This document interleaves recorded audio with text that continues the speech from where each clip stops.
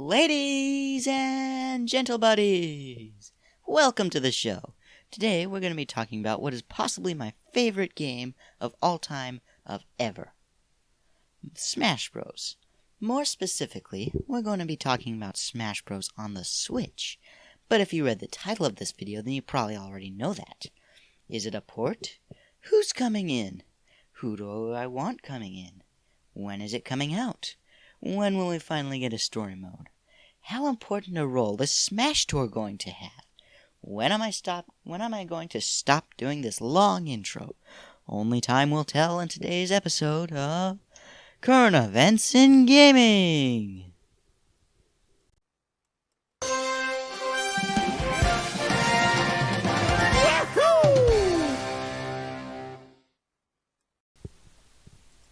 So, Smash Bros. Switch. I cannot even begin to tell you how excited I was when I saw that it was coming in the Direct last month.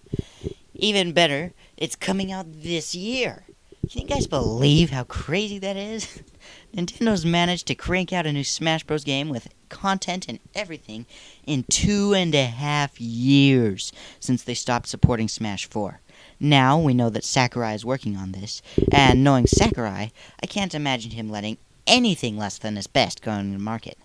It seems incredible, however, that Sakurai could create and refine enough new content fast enough for this Smash Bros. To be a truly new game, especially with Sakurai's level of commitment to making sure that everything he does is refined. So that begs the question, is the game a port? I mean, I'll still be buying the game either way, but Nintendo's left the nature of Smash Bros. On the Switch rather ambiguous.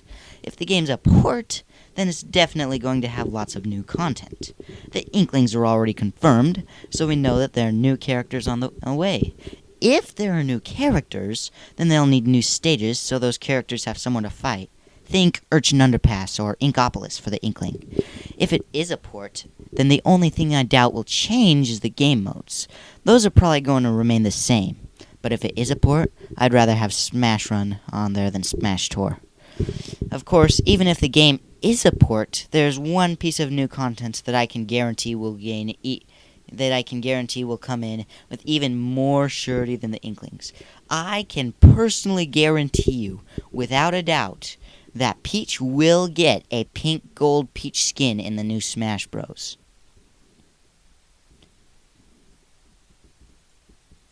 Nintendo, they've just put so much work into this unique and completely original character that they would be seriously out of line not to give her Smash Bros. Representation. Got you there, didn't I? Seriously, Nintendo, don't give her any Smash representation. Just don't. Smash Bros. Is hallowed ground. So, those are my thoughts on what will happen if the game is a port, but is it? Well, looking at the evidence, I honestly don't think it is. You know why? I'll tell you why. First off, with games like Mario Kart 8 Deluxe and Pokken, Nintendo came right out and said, hey guys, these are ports, and you're gonna buy them again anyway, because why wouldn't you? But with Smash, Nintendo didn't do that. Smash Bros. Was a huge, big reveal, and Nintendo said nothing about it being a port. If it was a port, Nintendo would have kept it clear that it was a port to keep the hype from exploding, only to meet disappointment. The way that Nintendo announced this means that it's something big. We're not talking Mario Kart big, we're talking Breath of the Wild big. Also, if this were a port, it would be called Super Smash Bros. For Nintendo Switch as the title, just to show that it was a port. But it's not. It's only called Super Smash Bros. As a working title. Again, I just can't imagine Nintendo building up this amount of hype and not delivering. It's like putting most of your values in a box and then smashing... you see what I did there. You know you love it. Anyways, it's like putting most of your values in a box before smashing the box in a trash compactor. If Nintendo's smart, then they just won't do that. Especially not after working so hard to finally gain back the trust of fans after the Wii U. Of course, if the game isn't a port, then it's definitely going to have lots of new, juicy content to show us why we love the game so much. One of the most important pieces of a Smash Bros. Game is the roster, and that's also one of the most heavily debated subjects by fans. For the roster, I would expect some cuts, as well as maybe some new additions. I can't imagine many of the non-clone characters getting cut, but I could see Bayonetta, Greninja, and Robin getting cut. I think Bayonetta might get cut for the same reason Snake got cut. ESRB ratings. Snake was cut because Nintendo wanted Smash 4 to have a lower ESRB rating, or so I'm told. And I can see Bayonetta getting cut for a similar reason because, let's face it, she comes from a very mature game. Same goes for Cloud. Nintendo wants Smash Bros. To be appropriate not only for the adult competitive players, but also for the young 8-year-olds who come home after school wanting to play some Smash Bros. That's just how Nintendo is. They like their games to appeal to as wide an age gap as possible. Greninja could get cut simply because he's no longer current, and I don't play Fire Emblem, but to the best of my knowledge, the same goes for Robin. I think clone characters, I'm looking at you, Lucina, will probably stay the way they are because they take little resources to make, and they make the roster appear bigger to the casual gamer. They don't take up character slots because they're taking no time to make in the first place. I really do hope that Ganondorf does get a new moveset, however. For the new characters, the top of my list are, you guessed it, the Inklings. Oh wait, they're already in. Next! Second on my list is Shovel Knight, because hey, an indie character would be cool, and who fits the bill better than Shovel Knight? He has an incredible moveset practically made for Smash. Shovel Knight has historically, to the best of my knowledge, been chummy with Nintendo consoles, and is the best indie character suited for the job. I also wouldn't be surprised if we got Bomberman, simply because I've seen several requests for him, and also I can just imagine how much fun it would be to throw explosives around the stage willy-nilly. Lastly, there's a character who I truly want, but will not be in. This character is canonically dead, but Smash Bros. Ignores canon so much that doesn't even really matter. This character hasn't been featured in an original game in 9 years, but he's in a port coming to 3DS in 2019. This character is probably my favorite character in any form of media ever. This character's name is Fawful. That's right, everyone. The odds are astronomical, but I want Fawful in Smash Bros. For Switch. He has a moveset just waiting to be made, utilizing his vacuum helmet and his blaster, and an easy final smash in the form of the Dark Star Core. Fawful has such personality and vibrance that even though it is unlikely, his appearance in Smash Bros. Would brighten up the roster and add another villain to the cast, which, as we all know, is short on villains. Other characters I can see include Waddle Dee, Chibi Robo, and Captain Toad, but not Ridley.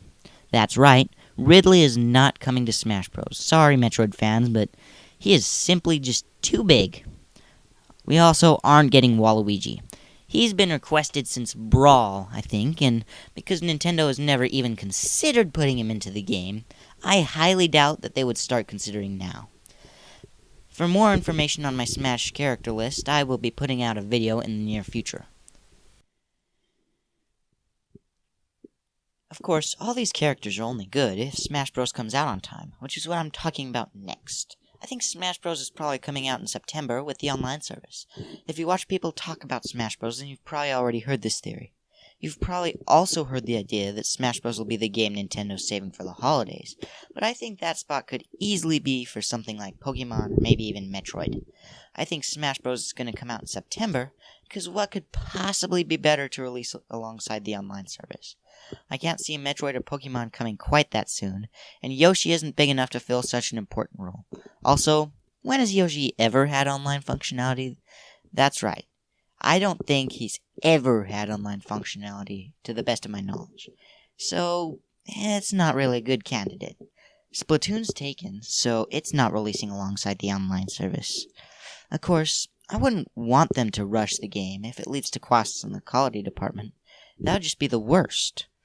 One of the most important things for HAL Laboratory not to rush, for example, is the story mode of Smash Bros. Switch. I personally would love to see a story mode implemented in Smash Bros., but I honestly don't know that it's going to happen. Because here's the thing. Sakurai didn't want to make a story mode in Smash 4 because he cared so much about the gamers that he just couldn't bear to have his story spoiled. What I think the existence of a story mode will boil down to is how involved Sakurai is in the making of the game. The less involved he is, the more likely that it's going to happen. No matter who's doing the developing, though, I would really, really love an overhaul in the way the story mode plays. And don't get me wrong, I loved Subspace Emissary, and the cutscenes were absolutely fantastic. But the gameplay... The bosses were cool, but not much else. The story was mediocre at best. It was really fun to see how all the Smash Bros. Characters interacted with each other, but I would love to see Nintendo do more with the concept. And again, like I say, I want to see better enemies. I mean, what is this? I'll also be talking about this in a later video. As for Smash Tour, no, it's not happening. Just, please no. I would, on the other hand, love to see Smash Run return, because I genuinely enjoyed that as a mode. Everyone, that brings us to the end of this episode of Current Events in Gaming. Make sure to like this video and leave a comment behind telling me which character do you want to see in Smash. Tune in every Wednesday for more from me, and then tune in on Saturday to see what my buddy Braden does for a living. Be sure to subscribe and click that little bell for notifications on new videos from us. Make sure to share this video around so that we can get the best gaming news and opinions out to even more people. Also, make sure to support us on Patreon so that we can keep doing these videos and improving. Thank you so much for watching, and have a nice day.